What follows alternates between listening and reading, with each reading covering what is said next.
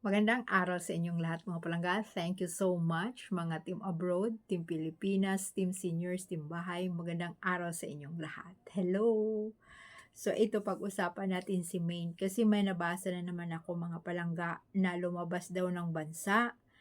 Pagkatapos daw ng birthday, hindi na daw pumasok kasi nagbakasyon daw kasama ang asawa. Mintras daw wala pang anak, lalabas muna ng bansa. Siyempre, mag-happy-happy muna, sabi doon sa nag-post. So, hinanap ko, siyempre, totoo ba ito? O nagbabasa tayo, wala rin naman akong nabasa na iba. Pero, pumasok naman siya, di ba mga palangga? So, itong week na to, parang Monday, hindi ko siya nakita kung pumasok siya. Iwan ko lang ha, kasi yung mga kasama lang niya ang nakikita ko. Yung segments na yung hulaan yung age, 'di ba? Ilang taon na, wala siya. Monday ata 'yun eh, anong araw ngayon? So hindi ko rin alam kaya magtatanong ako sa inyo kung umalis ba ng ibang bansa or nandiyan sa Itbulaga.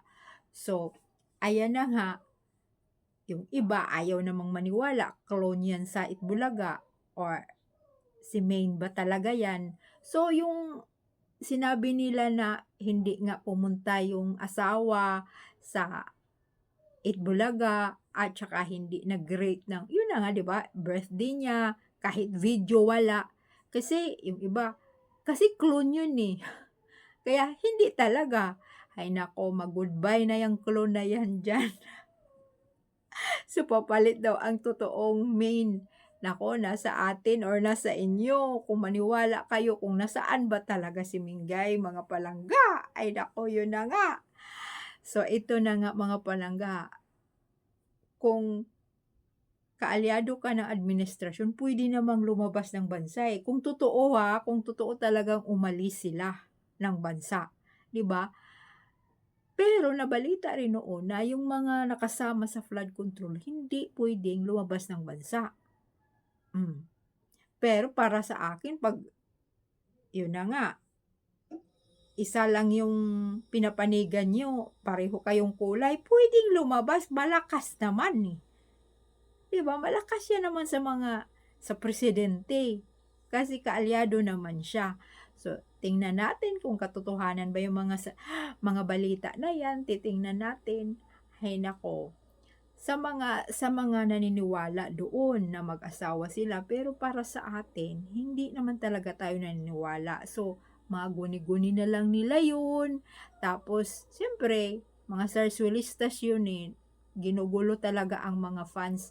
Pero karamihan talaga, karamihan talaga naniniwala na talagang mag-asawa sila. Di ba mga palangga? Kasi nga, binalita yun sa mga TV o ilan bang network ang nagbabalita noon. Tapos yung mga friends din. Di ba, dami lang friends na talagang, yun na nga, ang asawa niya.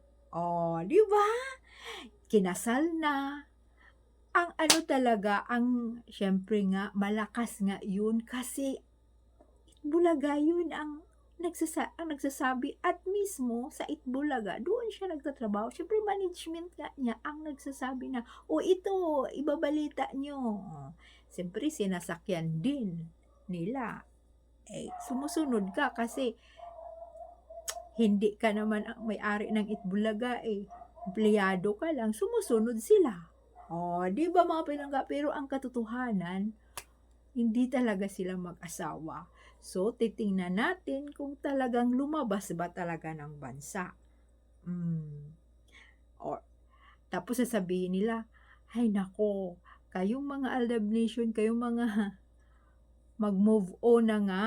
Huwag na daw natin silang hangaan pa. Kasi Alden at Maine, wala daw.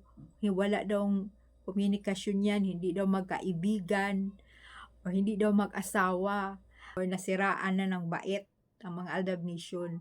Eh sino ba, 'di ba, mga palangga, yung birthday last year, sino bang nakasama ni Maine? Eh 'di ba pumunta si Alden sa birthday niya, sa birthday ni Maine? 'Di ba mga palangga? Oh, Andoon ba si Kong? Oh, sabing gano'n ni friend lang kasi sila. Hmm.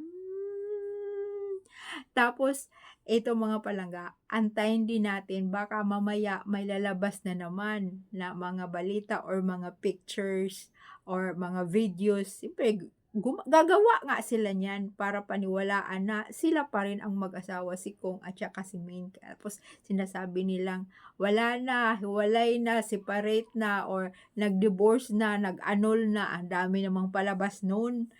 Tapos ito, abangan natin baka mayroon na namang ilalabas na mga pictures na, ayan nagpunta sila siyempre sa birthday ni May, nagbakasyon sila mag-asawa, ayan ganito, ganito. Ay naku, puro lang yan mga edited. Ang ilalabas talaga nila puro mga edited, gawa-gawa nga lang yan. Siyempre yung mga fans din nila, oh, nag-aantay din. 'Di ba mga palangka, nag-aantay lalo na hindi na nila rin nakikita si Kong, nasaan na kaya? Oo nga, hinahanap ko kung ano kaya ang hitsura na ni Kong ngayon. Sabi rin naman ng mga friends ko, "Bakit mo ba naman hinahanap, eh, hindi mo naman 'yun idolo?"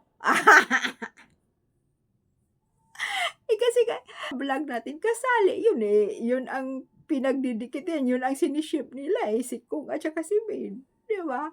So, ngayon mga palangga, andiyan si Alden, masaya siya nandiyan sa Stars on the Floor. 'Di ba nga palangga, minsan nakakatawa pa yung episode nung last week na, ay naku, everytime talagang 'pag si Marian Rivera na magsasalita, siya na ang magja-judge na anuhin niya na Alden na, okey si Marian na, talagang pambato daw talaga ni Marian si Soy, 'di ba, pasayawin talaga. Uy, naku! Pero magaling pa rin kung kita niyo mga palangga yung Stars on the Floor, ay naku, magaling pa rin si Tisoy sumayaw. Pero hindi na kagaya noon, siyempre may edad na siya, 30s na. Hindi kagaya noon, kabataan pa nun sa Itbulaga, 'di ba? Sa Broadway pa, silang dalawa ni Maine. Kaya ayan po mga palangga, yun lang, abangan na lang natin kung ano na naman ang ilalabas ng mga Zarzuelistas, kung katotohanan ba talaga. At saka ito mga palangga 'no, hindi ko nga nakita itong kahapon si Maine kung nandiyan siya sa Itbulaga, pero noong Monday hindi wala siya, eh, absent siya. So, abangan na lang natin ang sunod na kabanata kung ano na naman ang mga ibabalita ng mga Zarzuelistas. Gagawa talaga 'yan, kasi nga wala doon si Kong sa birthday niya. So, mayroon na naman yang mga palabas. Titingnan natin ang mga edited. Kaya bye, thank you so much mga palangga, mag-comments lang kayo. Bye.